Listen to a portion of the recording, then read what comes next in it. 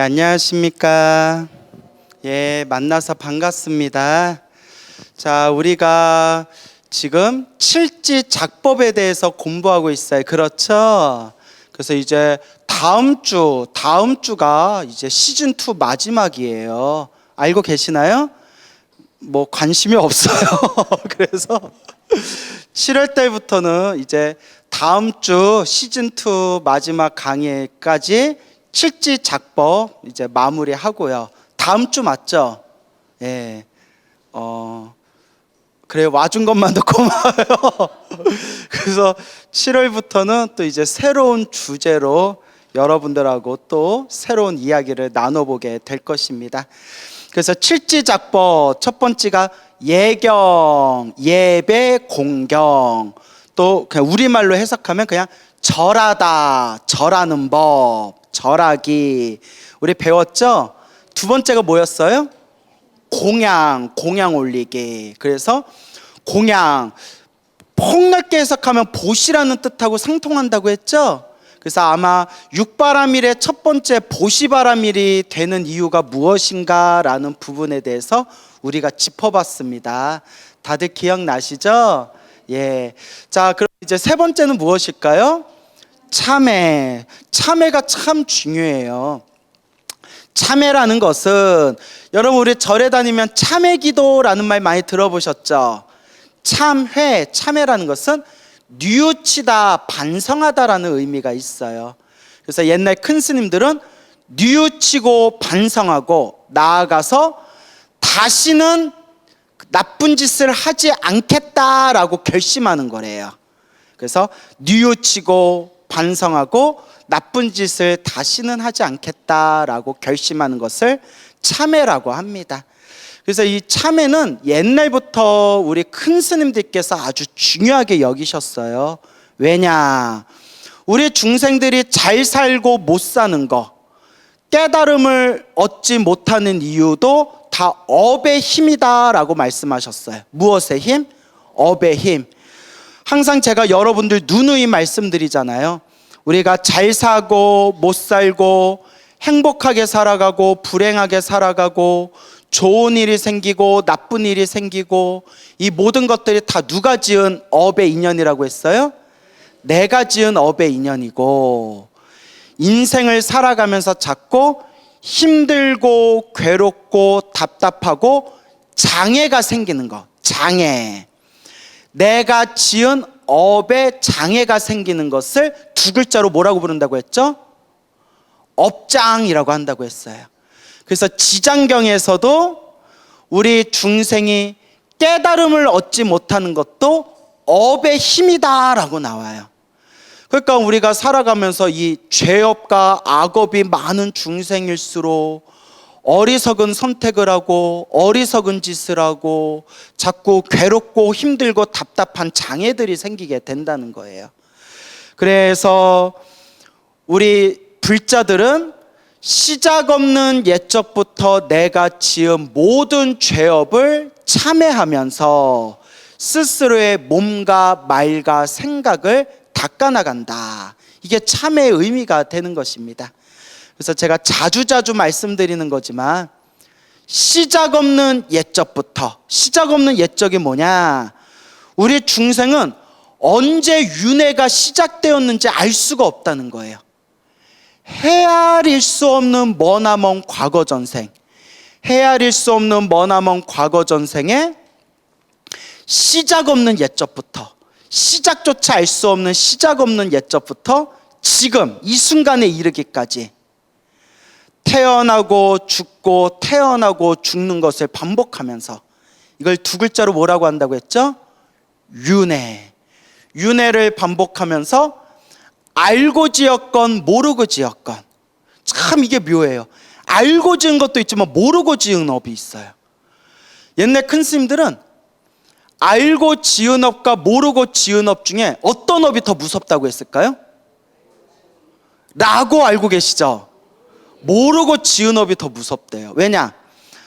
알고 지은 업이 더 나쁜 건 사실이에요. 더 나쁜 건 사실인데 왜 모르고 지은 업이 더 무섭냐? 나쁘다는 걸 알고 지으면 언젠가는 끊을 수도 있다는 거예요. 나쁘다는 걸 아니까. 나쁘다는 것조차 모르면서 짓는 어리석음은 계속 똑같은 짓을 저지른다는 거예요. 예리하죠? 예. 그래서 모르고 지은 업이 더 무섭다고 한 거예요. 이게 나쁜 짓인데 하고 알고 지은 업은 내가 나쁘다는 걸 알고 있으니까 차라리 끊기가 쉽지만, 이게 나쁘다는 것조차도 모르고 짓는 업은 똑같은 죄업을 계속 반복하게 된다는 거예요. 알고 지었건 모르고 지었건 우리는 세 가지로 업을 짓는데요. 몇 가지로? 그 세 가지가 뭘까요?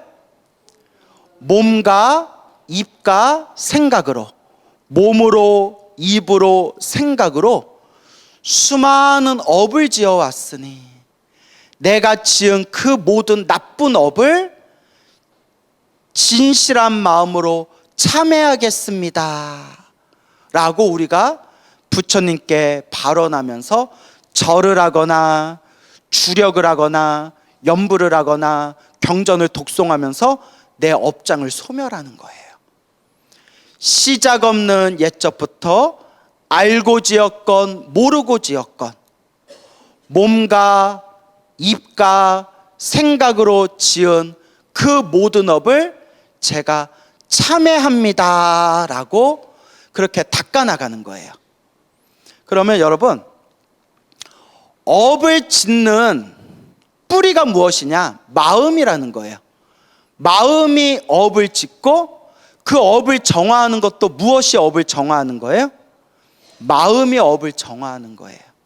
그래서 내가 정말 부처님 잘못했습니다. 내가 힘들게 하고 괴롭게 하고 내가 상처를 준 그 모든 분들을 생각하면서 잘못했습니다, 죄송합니다, 미안합니다 라는 간절한 마음을 일으킬 때 내 마음으로 지었던 나쁜 업의 에너지가 점점 소멸된다는 겁니다. 그러나 업을 소멸한다고 해서 완전히 사라지는 건 아니래요. 완전히 사라지는 건 아니래요. 왜냐? 여러분, 하얀 옷이 있어요. 저 이렇게 하얀 옷 입잖아요. 하얀 옷에다가 김치 국물을 쏟았어요. 빨면 어떻게 될까요? 없어지기는 없어지지만 진하고 오래될수록 어떨까요? 얼룩이 남잖아요. 그죠? 그렇게 때 빨아도 얼룩이 남아요. 그러니까 참회를 해도 흔적은 남을 수 있다는 거예요. 그래서 옛날 스님들이 뭐라고 하셨냐면, 야, 참회 기도한다고 그게 싹 다 없어지겠냐? 야, 참회 기도한다고 그게 싹 다 없어지면 세상에 괴로운 사람 하나도 없겠다. 크게 받을 건 작게 받고 작은 것은 눈에 보이지 않을 정도로 사라진다. 따라해 보세요. 크게 받을 건 작게 받고 작은 것은 사라진다. 알겠죠? 근데 참회 기도조차, 참회조차 안 하고 기도조차 안 하고 공덕조차 닦지 않으면 얼룩이 어떻게 될까요? 얼룩이 더 오래도록 더 진하게 짙게 남게 되는 거예요. 그래서 참회는 빨리 할수록 좋대요. 그래서 여러분들도 기도하면서 가피 받은 분들 많으시죠? 분명히 기도를 해서 부처님께 가피를 받긴 받았는데 그런데도 살아가면서 자꾸 힘들고 괴롭고 답답한 일들이 생기죠. 그만큼 업이 두꺼워서 그렇다는 거예요. 전생에 복을 많이 지은 사람은 이번 생에 절에 다니지도 않고 기도 같은 거 한번 해본 적도 없는데도 살아가면서 일이 술술 풀리는 사람들이 있어요. 짜증나죠? 그런 사람들 보면 야래 잘났다 야 막 이렇게. 자, 그런데 그것도 누가 지은 복이에요? 내가 지은 복이라는 거예요. 자기 복을 자기가 쓰고 있는 거예요. 이번 생 기도 열심히 했는데도 자꾸 답답하고 힘들고 장애가 생기는 것은 그만큼 전생에 무엇이 많아서 그래요? 업보가 많아서 그래요. 빚이 많아서 그래요. 그래서 저 주변에 그런 불자님들 많이 봤어요. 스님, 저는 정말 기도해서 부처님께 평생 갚을 수 없는 은혜를 받았습니다 라고 얘기하시면서 근데 스님 이렇게 기도해도 힘들고 답답한 일은 계속 생기네요 라고 한탄하시더라고요. 근데 어떻게 해요? 누가 닦아야 돼요? 내가 닦아야 돼요. 시작 없는 옛적부터 우리가 지은 업보가 얼마나 많겠습니까? 지금만 봐도 여러분 지금 우리 하는 행태를 한번 보세요. 절에는 열심히 다니면서도 막 새로운 신도들한테 텃세 부리는 사람도 있고, 자기 마음에 좀 안 맞는다고 도반들하고 싸우는 사람도 있고, 스님이 좀 이렇게 싫은 얘기했다고 스님한테 들이받는 사람도 있고, 예? 막 기도, 부처님께 공양 올리고 기도했는데 자기 소원 성취 안 됐다고 종무소에 가서 환불해 주세요 이러는 신도도 있고, 진짜 있어요. 나도 듣다 참 별 얘기 다 들었는데 실제로 들었어요. 환불해 달라고. 그 별의별 사람들 있잖아요. 그죠 여러분? 우리 하는 짓을 보면 알잖아요. 예. 그래요. 예.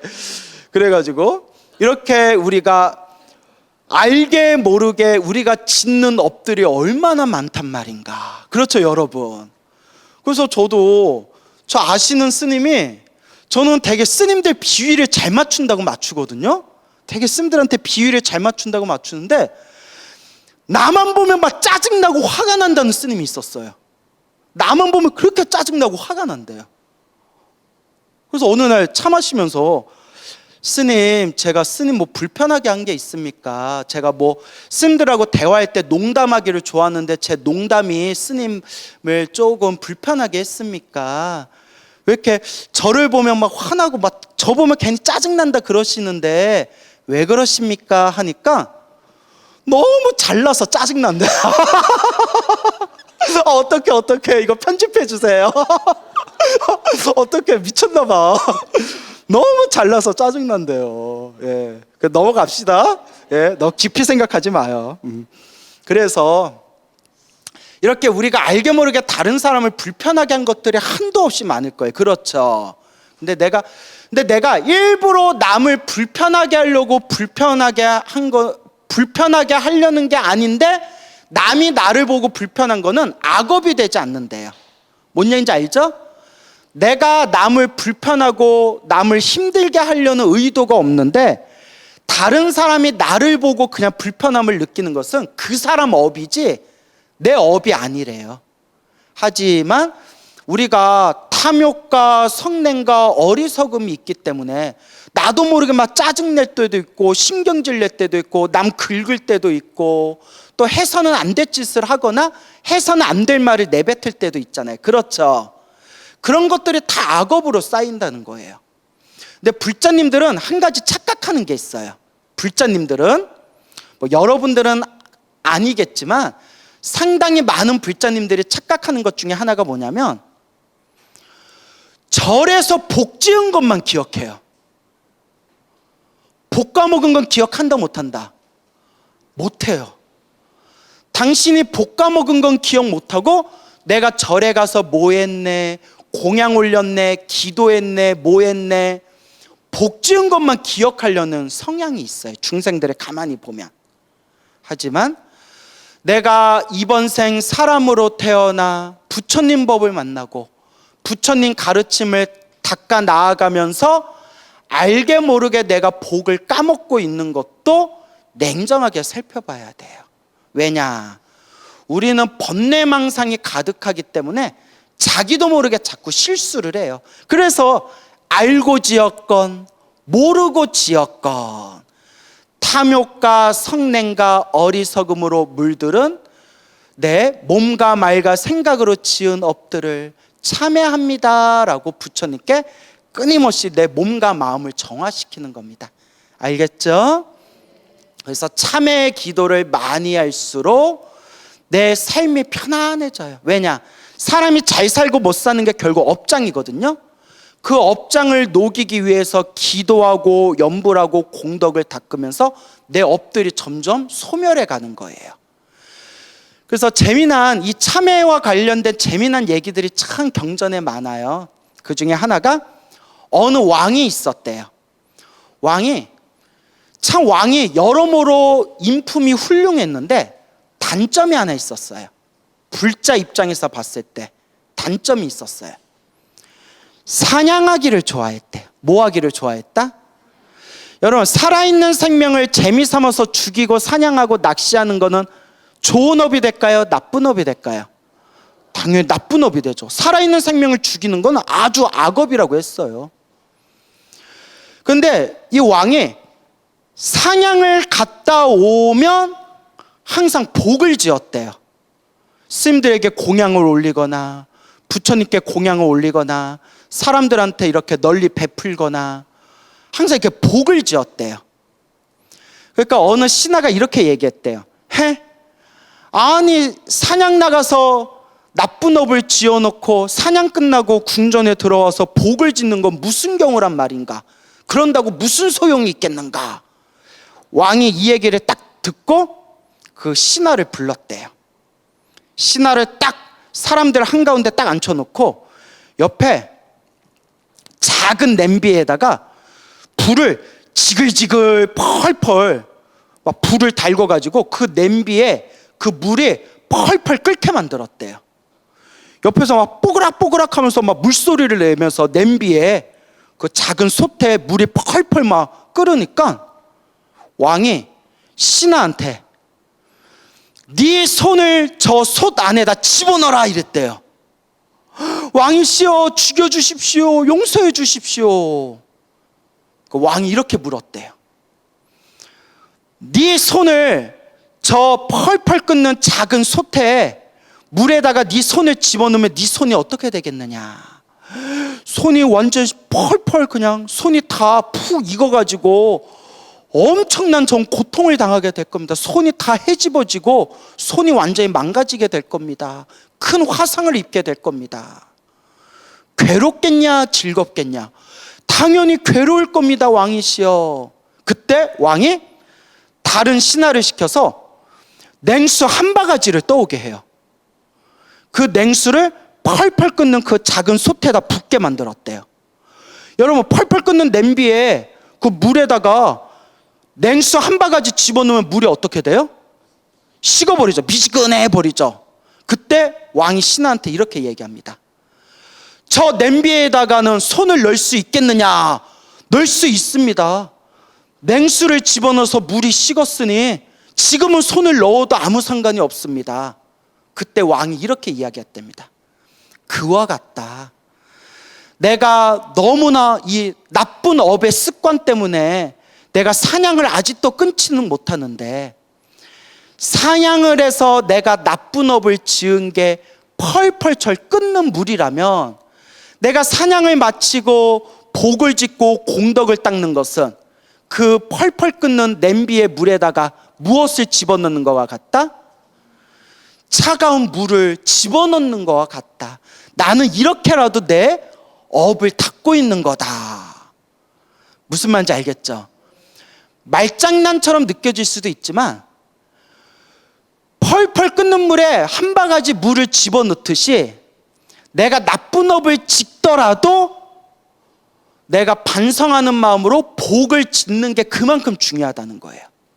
크게 받을 걸 어떻게 받는다? 작게 받는다는 거예요. 그래서 부처님께서 경전에 보면 소금물에 대한 비유가 있어요. 소금 덩어리의 비유. 부처님께서 제자들에게 이렇게 얘기하십니다. 컵을 보여주시면서 그릇에다가 소금을 왕창 집어넣어요. 그리고 그 소금에다 물을 살짝 부어서 제자들에게 이 소금이 담긴 물을 마실 수 있겠느냐 하니까 제자들이 마실 수 없습니다. 너무나 지독한 소금물이기 때문에 그 그릇에 있는 소금물을 마시며 혀가 뭐가 다 타버리고 엄청난 갈증 때문에 괴로움을 당하게 될 겁니다. 마실 수 없습니다 하니까 부처님께서 제자에게 시켜서 그 소금이 가득 담겨있는 소금물에다 계속 물을 붓게 했대요. 계속 물을 계속 부으니까 어떻게 되겠어요? 점점 희석되겠죠. 계속 물을 붓고 부으니까 막 물이 넘치면서 희석되겠죠. 그리고 부처님께서 그럼 지금 이 물은 마실 수 있겠느냐? 마실 수 있어요, 없어요? 있죠. 좀 짭조름하겠죠. 부처님, 지금은 마실 수 있습니다. 지금이라면 좀 짤 수는 있어도 충분히 마실 수 있습니다. 그러니까 부처님께서 이와 같이 말씀하십니다. 업도 그와 같다.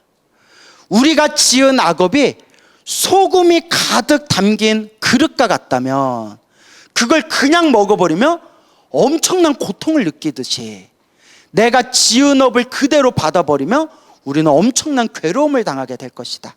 하지만 소금이 담긴 그릇에 물을 가득 담고 가득 담아서 희석하면 비록 짠물이라도 큰 고통 없이 마실 수 있듯이 우리가 죄업이 있다 하더라도 꾸준히 복을 짓고 선업을 짓고 공덕을 쌓고 착한 일을 많이 하면 우리의 그 죄업이 어떻게 될 것이다? 점점 줄어들게 될 것이다 라고 말씀하시는 겁니다. 알겠죠? 그래서 우리가 부처님께 절도 하고 부처님 앞에서 염불도 하고 천수경도 읽고 지장경도 읽고 금강경도 읽고 법화경도 사경하고 능엄주도 하고 신묘장구 다란이도 하고 그렇게 제가 몸과 말과 생각으로 지은 업을 참회합니다 부처님 하면 내 소금기 가득한 내 업장, 내 업덩어리에 무엇을 붓는 것 같아요? 맑은 시원한 물을 붓는 것과 같다는 거예요. 그래서 닦아야 된다는 거예요. 그래서 힘들고 괴롭고 답답한 사람들일수록 더 간절히 염불하고 더 꾸준히 닦아야 된다는 겁니다. 알겠죠? 예, 그와 같이 닦아야 된다. 그래서 우리 불자님들한테 여러 번 말씀을 드렸지만 우리가 그와 같이 기도하고 그와 같이 공덕을 닦아 나가면 꿈은 잠재의식이거든요. 꿈에서 그 징조를 느끼게 된대요. 이건 제 얘기가 아니라 경전에도 나오고 밀교 경전에도 나오고 옛날 큰 스님들이 하신 말씀이에요. 부처님을 환하게 본다거나 불보살님을 본다거나 불보살님이 나를 어루만져 준다거나 혹은 거룩한 스님을 본다거나 그러니까 어떤 분이 스님 저 꿈에서 광우 스님 봤어요. 제가 뭐라면 개꿈 거룩한 스님을 봐야죠. 거룩한 스님을 보거나 아니면 뭐 하늘 세계나 막 불국토의 세계를 구경한다거나 그리고 드넓은 아름다운 세계를 본다거나 하늘을 막 자유자재로 날아다닌다거나 뭐 하늘에서나 먹을 수 있는 진귀한 진수성찬을 먹는다거나 몸에서 온갖 더러운 지저분한 대소변 같은 게 빠져나거나 고름 같은 게 빠져나가거나 뱀이나 무슨 벌레 같은 것들을 몸에서 빠져나가는 꿈을 꾸거나 하면 내 업장이 점점 소멸하고 있는 징조라고 경전에 분명히 나옵니다. 아시겠죠? 예, 제가 깜짝 놀란 게 오래전에 제가 모 사찰의 불교대학에서 강의를 했을 때 어느 젊은 신도분이 한 몇 년 전 일이에요. 저한테 와서 질문을 하는 거예요. 스님, 제가 스님 법문 들으면서 제가 기도를 시작했는데 한참 이렇게 열심히 기도하고 있는데 스님, 제가 입에서 막 시커먼 똥덩어리를 입에서 이렇게 뱉는 꿈을 꿨습니다. 막 찝찝하고 더럽고 그런데 이게 무슨 꿈일까요? 내가 깜짝 놀랐어요. 제가 물어봤어요. 보살님, 혹시 물론 안 읽어봤을 것 같지만 절에 다닌 지 얼마 안 돼서 안 읽어봤을 것 같지만 준제다라니경이라는 경 읽어봤습니까? 준제다라니경이라는 경 읽어봤습니까? 원래 이름은 더 긴데 우리가 이름이 길어서 그냥 줄여서 준제다라니경이라고 부르는 경이 있어요. 준제진원에 대해서 설명하는 경이거든요. 아니요, 저 그런 게 있다는 것도 모르는데요. 제가 감탄을 한 게 준재 다란이경에 보면 이 진언을 열심히 외우고 참회 기도를 많이 하는 사람은 입에서 검은 시커먼 검은 덩어리를 토해내는 꿈을 꾸게 된다라는 게 나와요. 그보살님은 그런 내용을 알지도 못하면서 그냥 자기가 체험으로 무슨 꿈을 꿨어요? 검은 똥덩어리를 내뱉는 꿈을 꿨잖아요. 좋은 꿈이니까 너무 꿈에 집착할 필요는 없고 지금 같은 마음으로 닦아라 라고 말씀을 드렸어요. 그리고 옛날 큰 스님들이 하신 말씀인데, 이거는 불자님들이 하도 많이 경험해서 뭐 이거는 뭐 별로 신기할 것도 아닌데, 큰 스님들이 기도를 하거나 연부를 하거나 독경을 하거나 사경을 할 때 하늘색의 향냄새를 맡는데요. 꽃향기를 맡는데요. 기도를 하다가 향냄새를 맡으면 그게 내 업장이 소멸하고 선업이 증장되는 징조다라고 큰 스님 법문에 나와요. 책에 보면 나옵니다. 근데 제가 아시는 몇몇 불자님도 얼마 전에 스님 저 기도하다가 막 이렇게 뭐 신묘장구다라니 사경하다가 막 향냄새를 막 몇 분 동안 맡았어요. 스님 저 이렇게 부처님 경전 사경하다가 꽃향기를 맡았어요. 이런 불자님이 계시고 제가 이런 얘기를 옛날부터 많이 들었어요. 하지만 중요한 것은 너무 뭐 할 필요는 없다? 집착할 필요는 없다. 다만 옛날 경전이나 옛날 큰 스님들이 이미 그런 말씀을 다 하셨다. 그렇다고 나는 왜 꽃향기 안 나? 뭐 이러면서 또 투덜투덜대면 돼요, 안 돼요? 예, 그냥 내가 기도하는 순간 이미 공덕이 쌓이고 있는 거예요. 그러니까 너무 그런 거에 또 집착할 필요는 없어요. 알겠죠? 예. 그래서 이와 같이 참회법에 대해서 경전이나 부처님께서 많이 강조해서 말씀하셨습니다. 그러니까 인생이 살아가면서 힘들고 괴롭고 답답한 사람일수록 무엇을 많이 해야 된다? 참회 기도를 많이 해야 된다. 특히 성철 스님 같은 분은 참회 기도 중에서 제일 가장 좋은 방법 중에 하나가 절하는 것이다 라고 말씀하셨어요. 그래서 성철 스님 이후로 뭐가 유행했어요? 삼천배가 유행했잖아요. 그래서 기적 같은 가피 받으신 분도 엄청 많고 무릎 관절 고장 나신 분들도 삼천배 기도 이후로 엄청나게 그냥 급수적으로 그냥 많아졌대요. 예. 그래서 이제 스님 누구는 삼천배에서 평생 고생하던 관절염도 나았다는데 저는 절했는데 관절염 걸렸어 왜 그래요 하면 뭐 이제 우리가 할 말이 없으니까 뭐 어떻게라도 그 마음을 어루만져 줘야 되잖아요. 크게 받을 거 어떻게 받았다? 작게 받았다. 이렇게 또 이렇게 가스라이팅을 시켜야죠. 크게 받을 거 작게 받았다. 뭐 이렇게. 자, 그래서 이제 옛날 스님들이 그렇게 말씀하셨어요. 기도 열심히 하다 몸에 병 걸리는 것은 크게 받을 업보를 작게 받은 것이다. 뭐 이런 말씀을 하셨지만 그래도 늘 건강 컨디션을 잘 조절하면서 기도해야 돼. 알겠죠? 왜냐하면 오래 해야 되기 때문에. 뭐 잠깐 하고 우리 죽을 거 아니잖아요. 10년, 20년, 30년 오래 해야 되기 때문에. 그래서 실제로 주변에 많은 분들이 초반에 기도 빡세게 하다가 몸에 탈이 나가지고 막판에는 그냥 기도를 완전히 놓아버리는 분들도 많아요. 그러니까 항상 건강관리, 건강을 잘 컨디션을 조절하면서 기도해야 된다라는 걸 명심하시기 바랍니다. 알겠습니까? 그래서 여러분 기억해 놓으세요. 참회는 이참, 사참 이렇게 두 개로 나눕니다. 자, 따라해 보세요. 이참, 사참.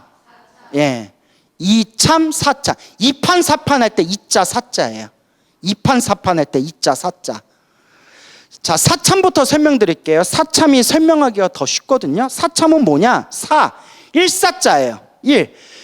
실제로 내가 어떤 행위를 해서 참여하는 거예요.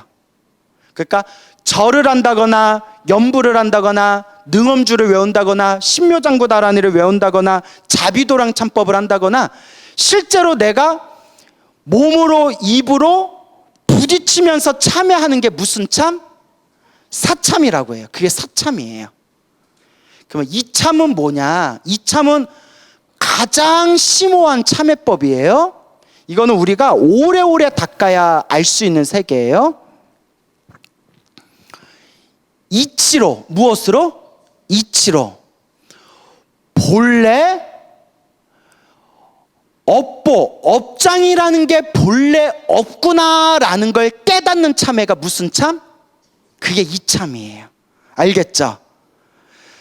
몸과 말과 생각으로 수많은 업보를 지어왔지만 깨달음의 눈으로 보면 나라는 것도 없고 내 것이라는 고정된 실체도 없고 업이라고 업장이라고 할 만한 고정된 실체도 없고 참회라고 할 만한 고정된 실체가 없구나.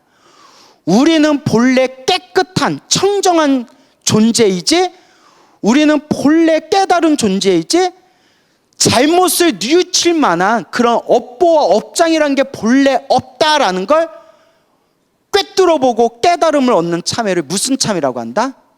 이참이라고 해요. 근데 여러분, 이건 깨달아야 알 수 있는 세계예요. 알겠죠? 그래서 지금 사참을 통해서, 절하고 염불하고 기도하는 사참을 통해서 깊이 들어가고 깊이 들어가고 깊이 들어가서 마음의 지혜가 뻥 하고 뚫리면서, 아, 본래 업이란 게 없구나, 업장이란 게 없구나, 업보라는 게 없구나, 우리는 본래 깨끗한 존재였구나라는 걸 여러분 꼭 명심하세요. 머리로 이해하는 게 아니라, 머리로는 나도 백날 이해했어요. 머리로 이해하는 게 아니라 마음으로 본래 내가 깨끗하고 청정한 존재구나라는 걸 깨달았을 때 그걸 무슨 참이라고 한다? 그걸 이참이라고 해요. 알겠죠? 근데 여러분, 아직도 탐욕과 성냄과 어리석음이 있는 상태에서 나는 본래 부처다, 나는 원래 깨끗하다, 그러니까 기도할 것도 없고 염불할 것도 없고 참회할 것도 없다라고 얘기하면 돼요, 안 돼요? 그걸 우리가 옛날 큰 스님들이 착각도인이라고 했어요. 무슨 도인?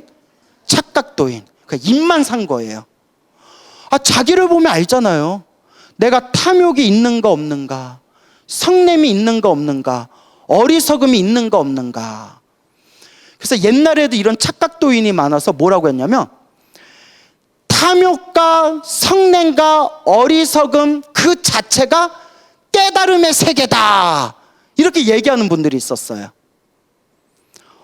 완전히 깨달은 분이, 탐욕과 성냄과 어리석음이 다 사라지신 완전히 깨달음을 얻은 분이 그런 얘기를 해도 상관이 없지만, 탐욕과 성냄과 어리석음과 번뇌와 망상이 가득한 사람이 그런 소리를 하고, 그러니까 입으로만 까먹으면 내가 도인이다, 본래 부처다, 본래 닦을 게 없다, 입으로만 까먹으면 죽어서 손살같이 지옥에 떨어진다. 내 얘기가 아니에요. 옛날 큰 스님들 법문에 나와요. 그러니까 옛날에도 착각도인들이 많았던 것 같아요. 이거는 누가 알 수 있냐? 본인이 알 수 있어요. 그러니까 남 볼 필요 없이 여러분 한번 스스로를 한번 보세요. 여러분 탐욕이 있어요, 없어요? 있어요. 선생님, 저 탐욕이 없어요 하는 분들은 제가 100원 한 장 안 쓸게, 제가 10원 한 장 안 건드릴게, 제가 좋은 데에다, 남을 위해서 좋은 데에다 쓸게, 여러분 집문서 나한테 가져오세요. 뭔 얘기인지 알겠죠? 내가 안 쓸게요.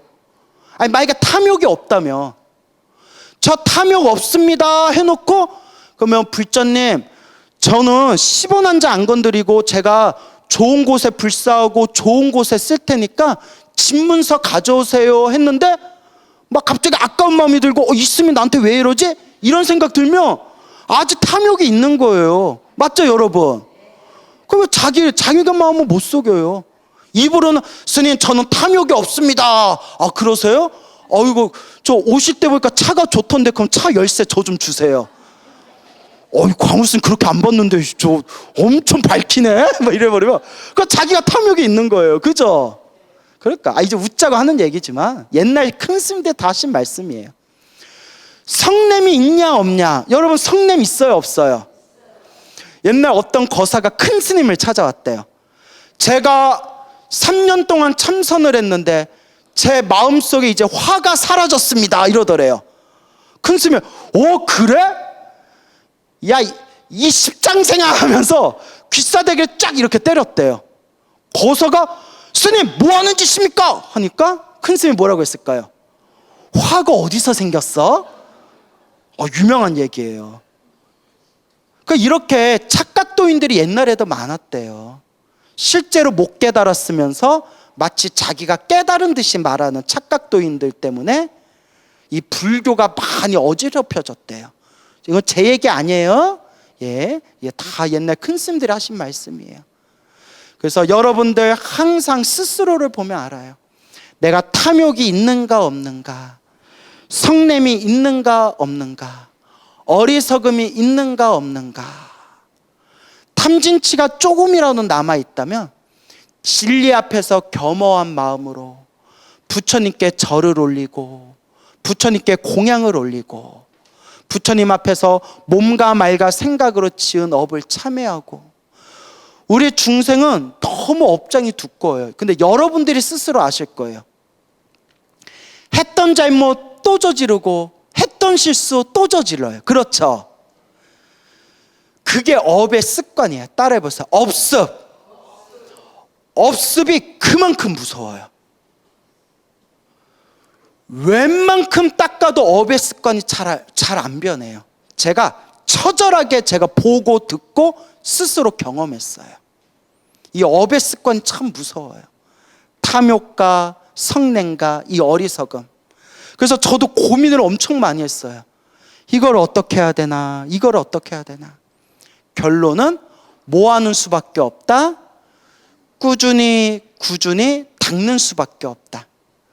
그래서 제가 나무 아미탑을 정토 연부를 좋아하잖아요.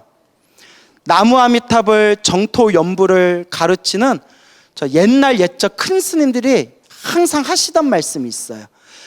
제가 20대 선방 다닐 때는 그 말을 부정하고 그 말을 싫어했지만 이제 나이가 들고 이런저런 것들을 목격하고 체험하면서 저분들 말씀이 맞겠구나라는 생각이 들어요. 뭐냐 하면 그 나무 아미탑을 정토 연불법을 가르친 큰 스님들이 늘 하시던 말씀이 중생들아 인정해라. 스스로를 인정해라. 뭘 인정하느냐?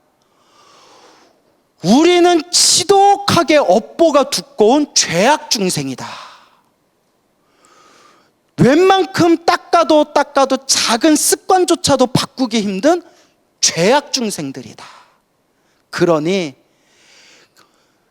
잘나면 잘난 대로 못나면 못난 대로 스스로 부족한 걸 인정하고 간절한 마음으로 아미타 부처님을 불러라.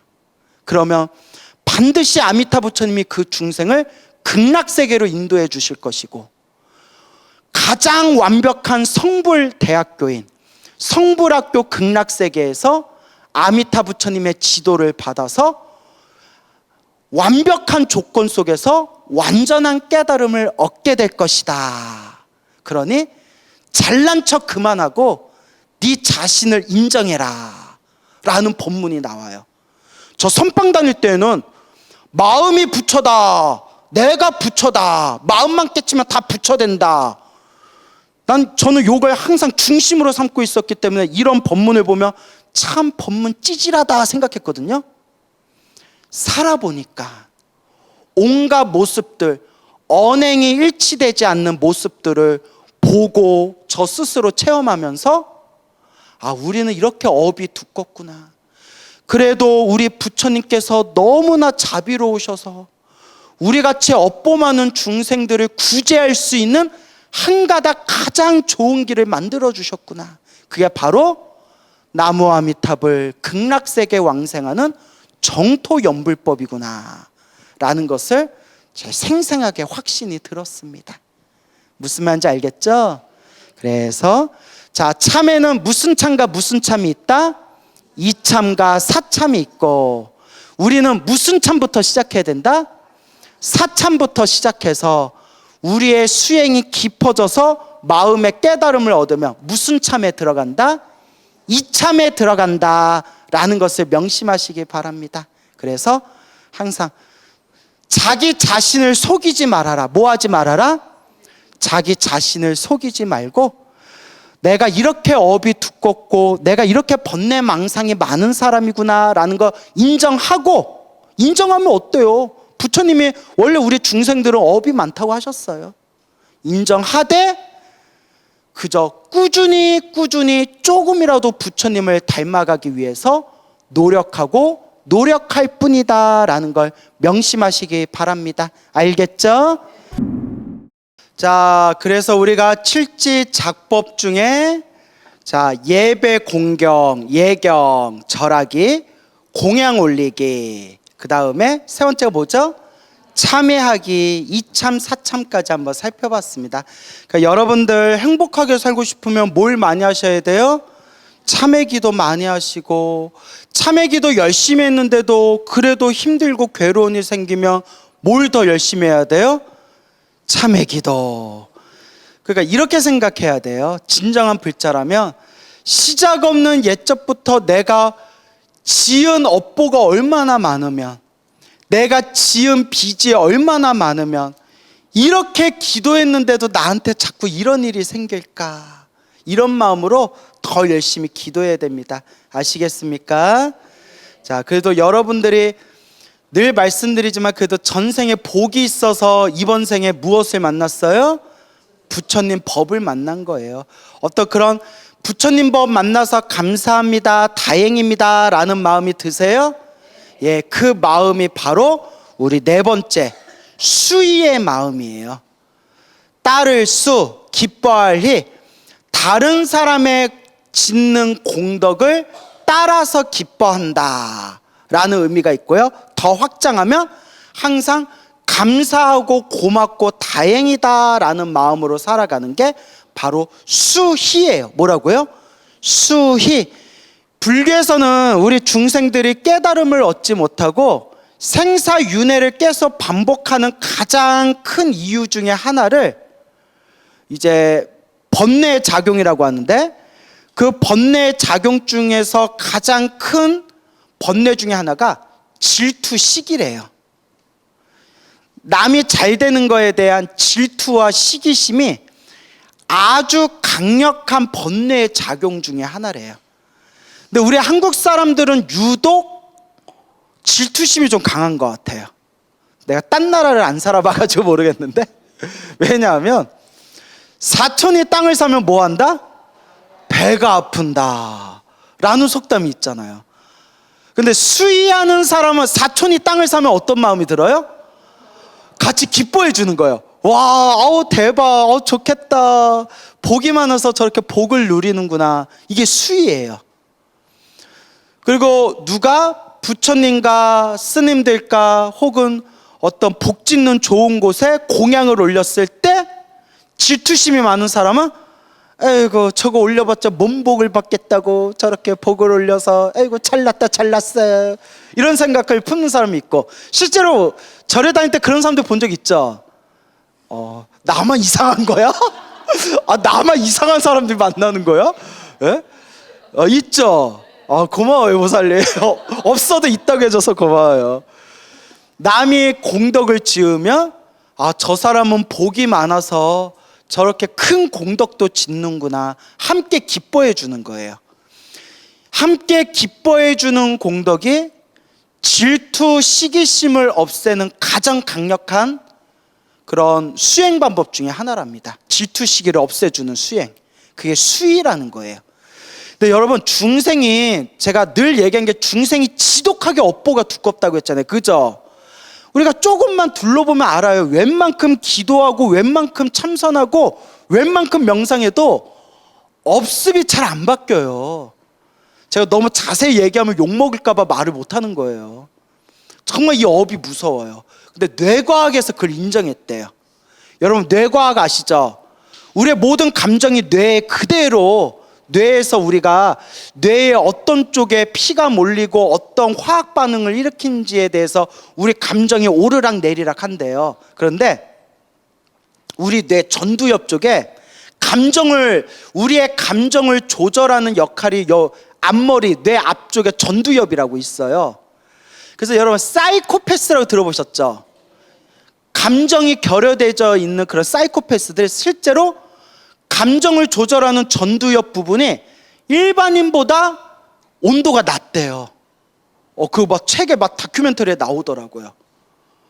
그래서 뇌를 보면 제가 사이코패인지 소시오패스인지 일반인인지 완벽하게 하겠습니까마는 하여튼 다큐멘터리에서는 어느 정도 알 수가 있대요. 그리고 우리 주변에는 정말 감정이 결여된 지독한 사이코패스인데 일반인처럼 가식적인 웃음을 지으면서 살아가는 사람들이 의외로 많대요. 그런 사람 봤어요, 못 봤어요? 내가 그렇게 연기를 잘하나? 자, 그렇게. 자, 그래서 제가 얘기하고 싶은 게 그 다큐멘터리에 보면 이런 내용이 나와요. 남이 안 좋은 일을 겪었다라는 소식을 듣거나 이야기를 들으면 뇌에서 행복해지는 뇌의 변화가 딱 찍히더래요. 깜짝 놀랐어요. 이거 뇌는 속일 수가 없잖아요.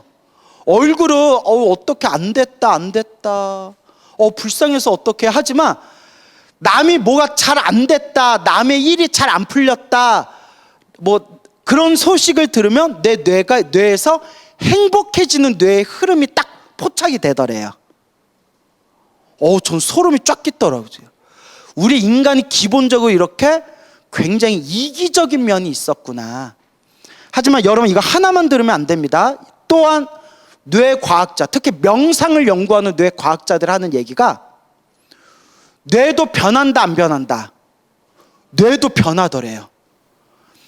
깊이 수행을 하고 명상을 하고 자비심을 오랫동안 닦으신 분들은 실제로 뇌에서 자비심이나 친절과 관계되어진 뇌의 흐름이 일반인보다 훨씬 더 그게 강하게 포착이 되더래요.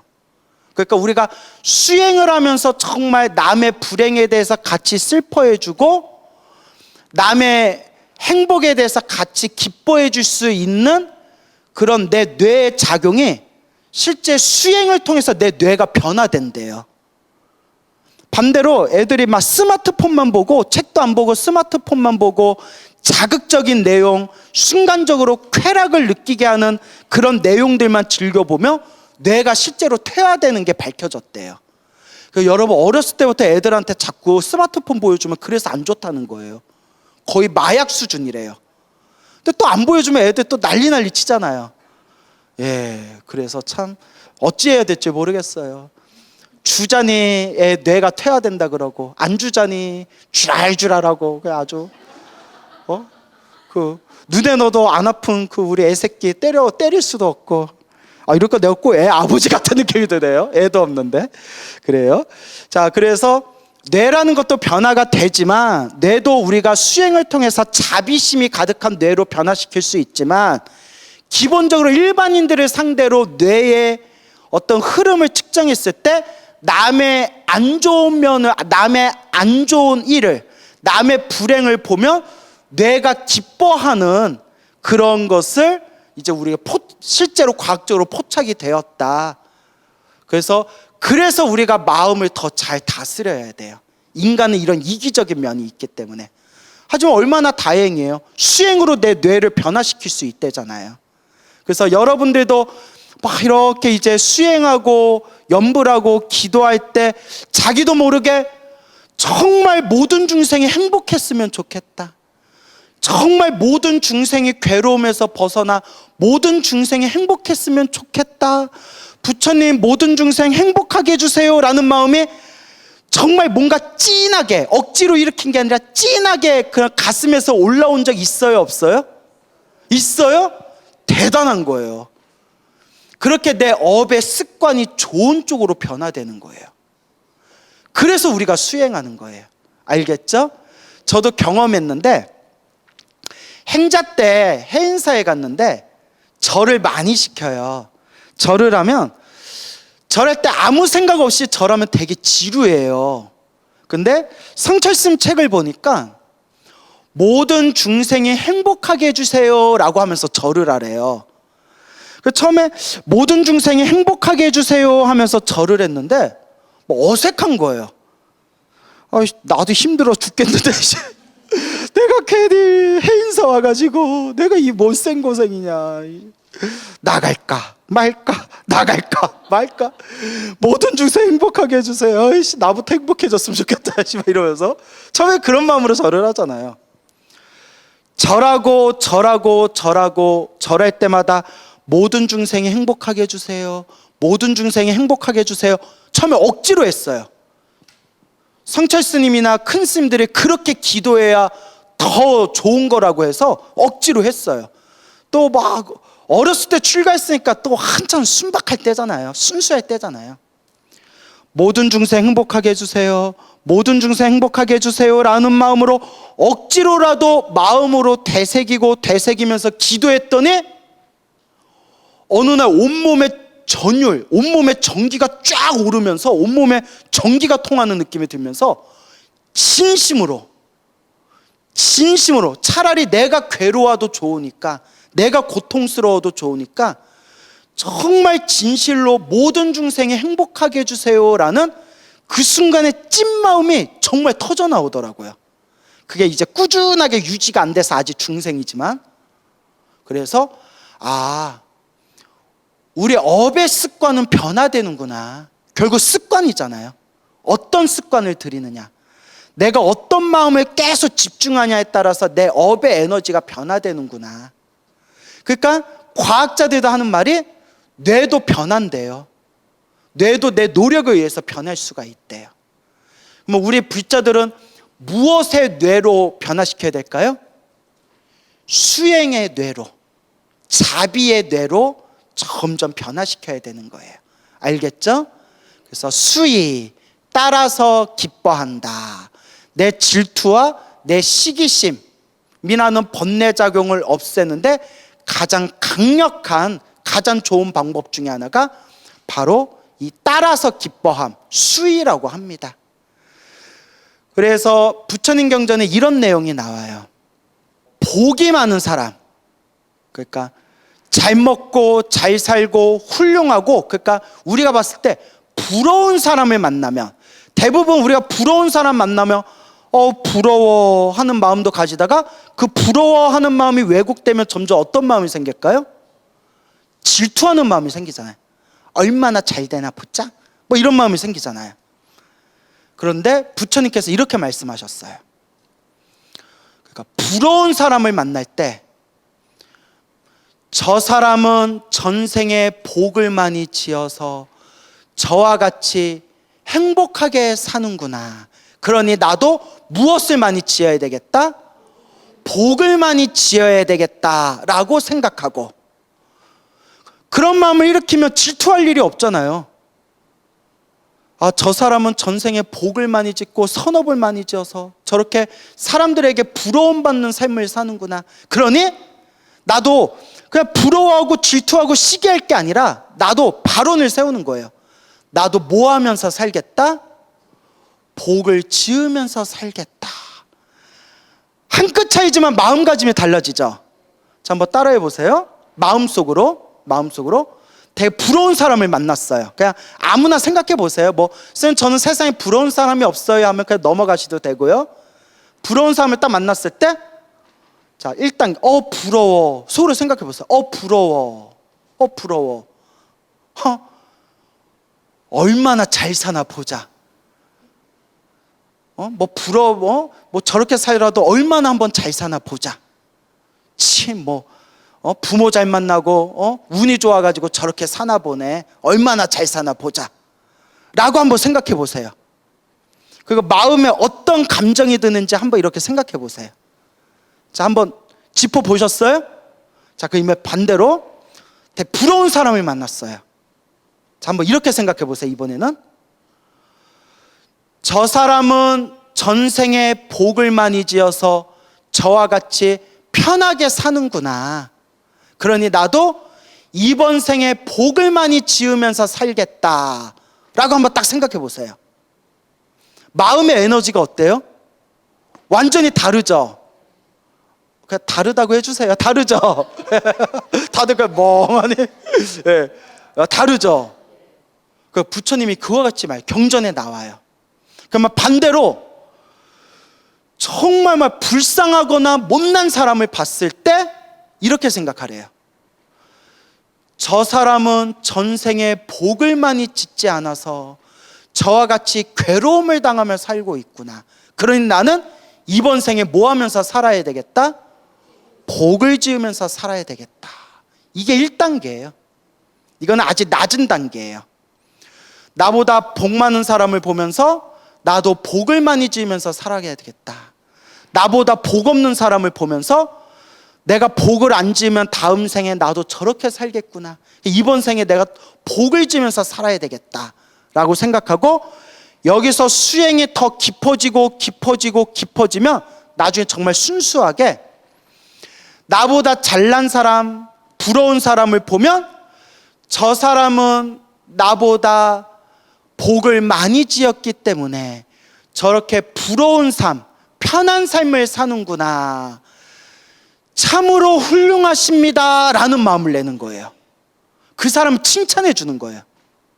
그러니까 나보다 잘 사는 이유가 나보다 전생에 복을 많이 지었기 때문이다. 그러니 복을 많이 지은 사람, 선업을 많이 지은 사람을 칭찬해 주는 거예요.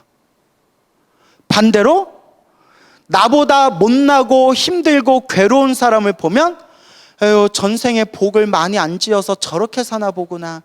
그러니 나는 이번 생에 복을 많이 지어야 되겠다 라고 생각하고 끝내는 게 아니라, 내가 이번 생에 복을 많이 지어서 저렇게 힘들고 괴로운 사람들을 뭐 해줘야 되겠다? 내가 구제해줘야 되겠다라는 마음을 일으키게 된대요. 또 아까하고 또 느낌이 다르죠. 나보다 힘들고 괴로운 사람들을 보면서 내가 복을 많이 지어서 저 복 없는 사람들을 뭐 해줘야 되겠다? 구제해줘야 되겠다. 이게 바로 수의의 마음입니다. 알겠습니까? 그러니까 이러한 수의의 마음이 깊어지면 남을 부러워하거나 남을 질투하는 마음이 확연하게 사라져요. 대신 뭐에 집중하게 되냐면 나한테 집중하게 돼. 누구한테? 나한테. 저 사람들 부러워하거나 저 사람들 질투하거나 저 사람들 비교하는 시간에 차라리 뭘 하자? 내 복을 닦자. 그 시간에 차라리 내 선업을 쌓자. 내 공덕을 닦자라는 자기를 향한 마음으로 돌아가게 됩니다. 그래서 부처님께서 혹은 큰 스님들께서 남의 공덕을 따라서 기뻐하는 마음, 이 수의의 마음을 잘 닦으면 태어날 때마다 원하는 일들이 술술 풀린대요. 남이 잘 되기를 바라는 마음, 또 남이 실제로 잘 됐을 때 순수하게 기뻐해 준 그 선업의 힘으로 무슨 일을 하든지 일이 술술 풀리는 공덕의 힘을 성취하게 된다라고 말씀하셨습니다. 알겠죠?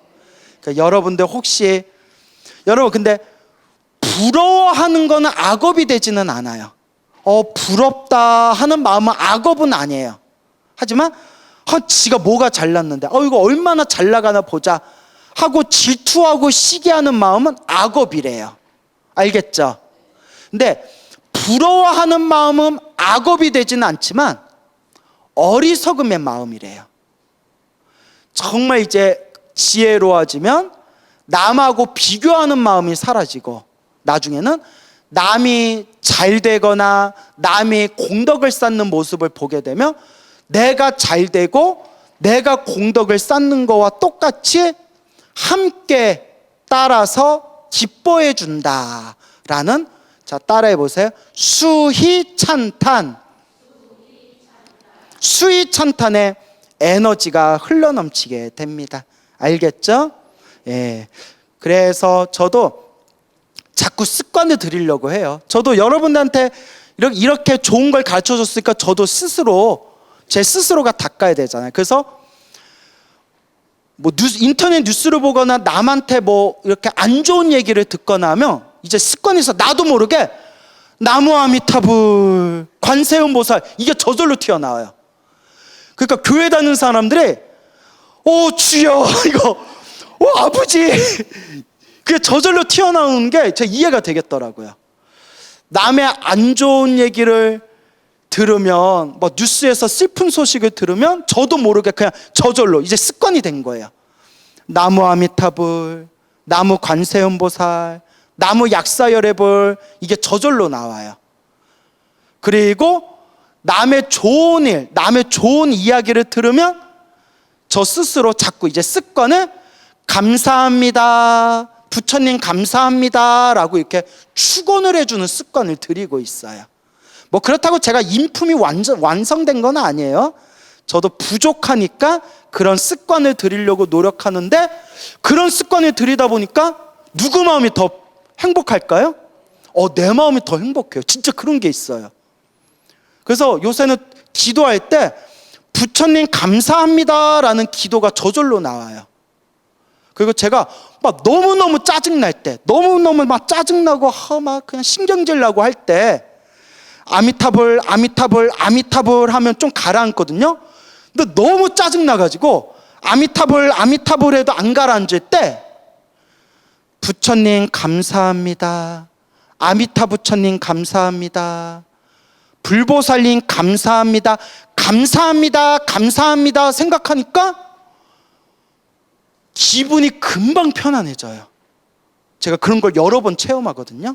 그래서 여러분들도 항상 수위 찬탄, 남의 공덕을 칭찬해주고 기뻐해주는 습관을 들이시기 바랍니다. 결론은 습관이에요. 뭐라고요? 습관. 여러분들의 업의 습관을 아름답게 그렇게 바꾸어 나가시기 바랍니다. 알겠죠?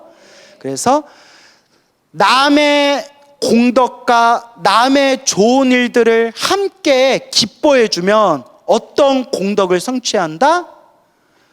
태어날 때마다 모든 일이 술술 풀리는 공덕을 성취하게 된다. 알겠죠?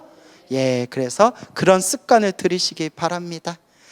자, 그래서 예경, 공양, 참회, 수의 찬탄까지 배우셨죠? 자, 5번째가 뭐죠?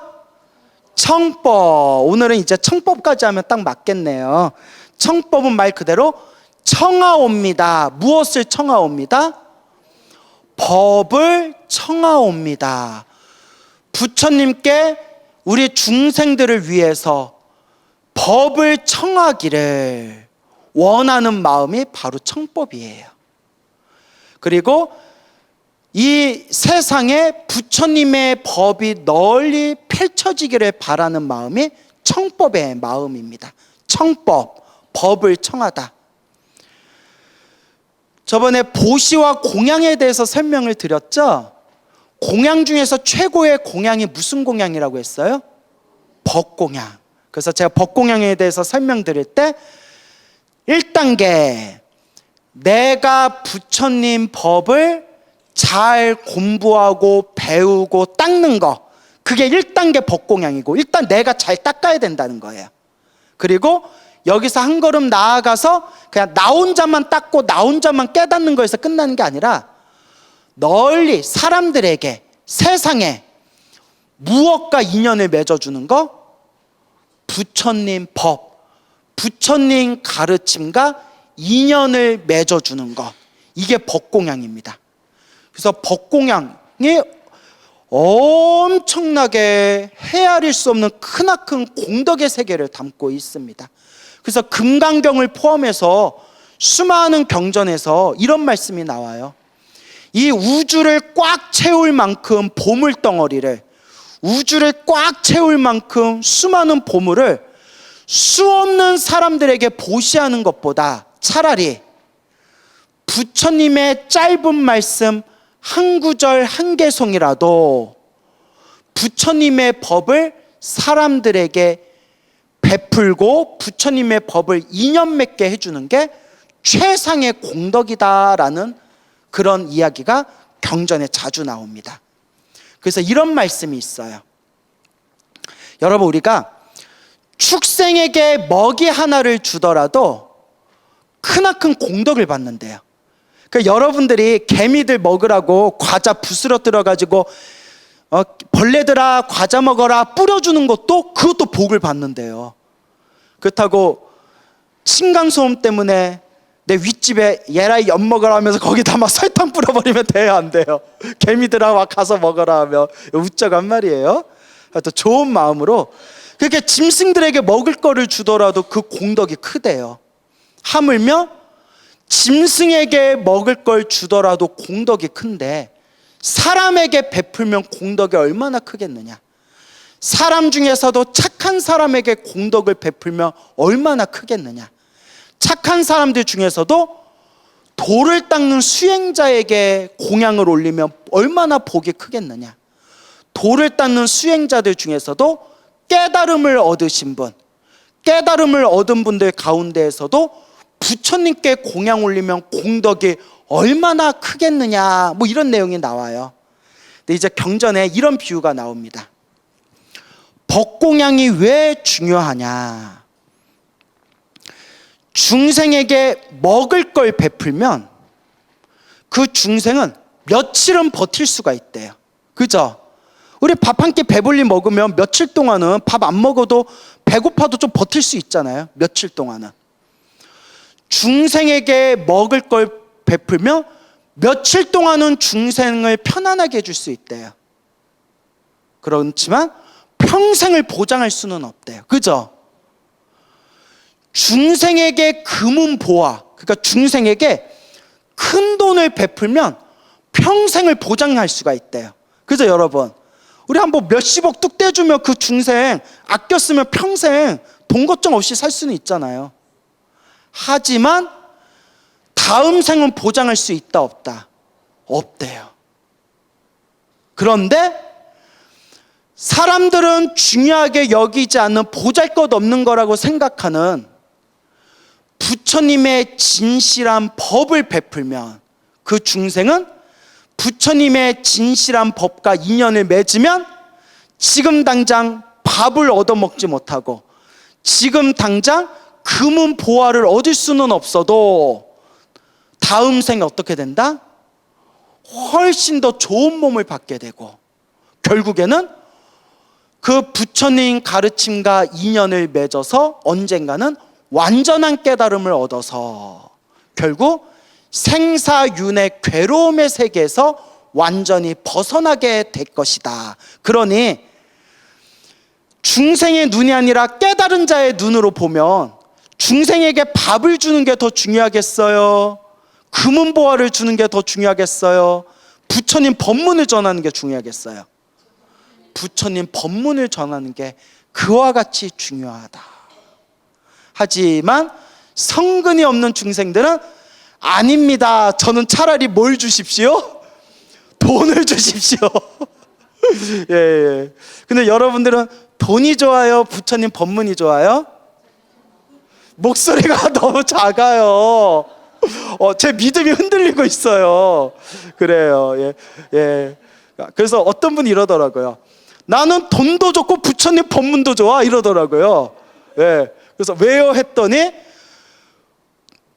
돈을 받아서 중생들한테 널리 베풀면 되고 부처님 법을 받아서 깨달음을 얻으면 일석이조. 예? 뭐 뽕도 따고 님도 만나고 도랑치고 가재 잡고 뭐 그렇게 얘기하신 분도 계시더라고요. 자, 그래서 그만큼 부처님의 가르침이 중요하다는 겁니다. 그래서 여러분들은 마음에 그런 믿음이 있는지 모르겠어요. 제가 늘 여러분들 귀가 아프도록 말씀드리지만 무엇으로 태어나기 어렵고 사람으로 태어나기 어렵고 무엇을 만나기 어렵다? 부처님 법을 만나기 어렵다. 여러분, 정말 사람으로 태어나기 어렵고 부처님 법을 만나기 어렵다. 믿음이 가세요? 옛날 큰 스님들이 그 믿음이 사무치면 진짜 불자래요.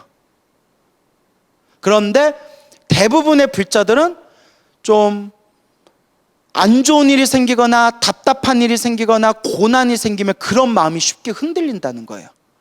아유, 부처님 법 닦아봤자 힘들고 괴로운 건 똑같구나. 부처님 법을 만나서 힘들고 괴롭고 안 좋은 일이 생겨도 그래도 부처님에 대한 믿음이 확신이 딱 중심이 서 있는 사람들은 진짜 불자래요.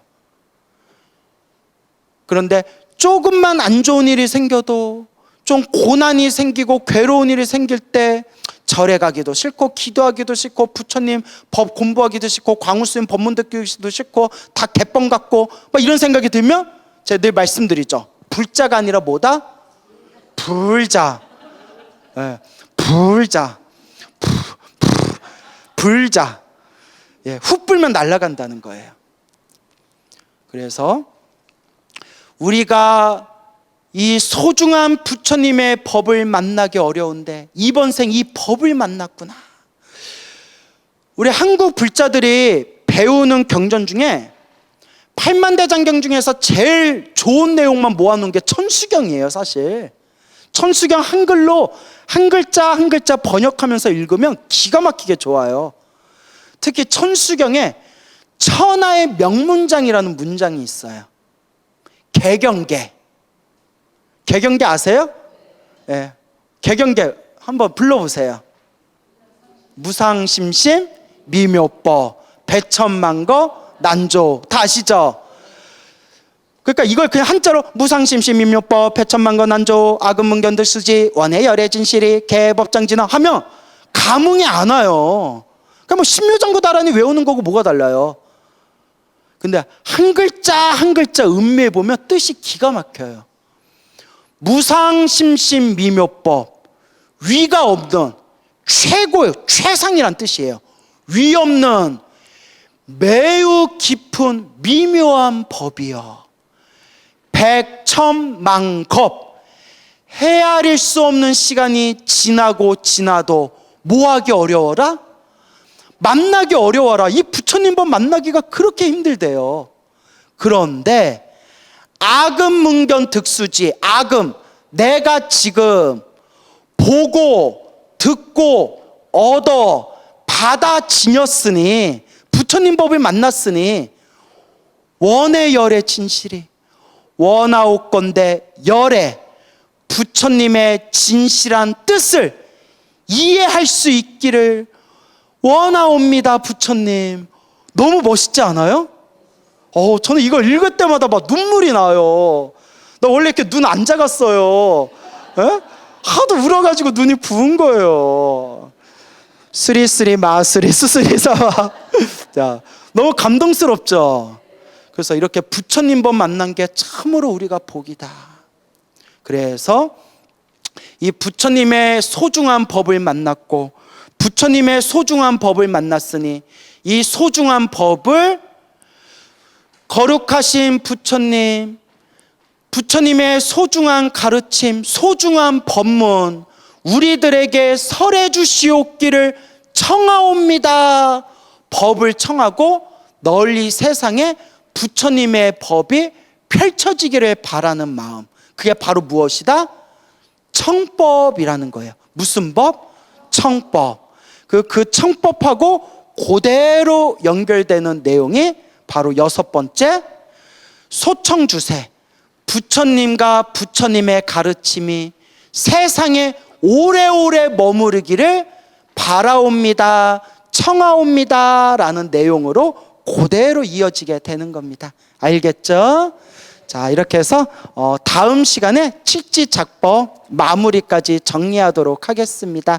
여러분 성불하십시오.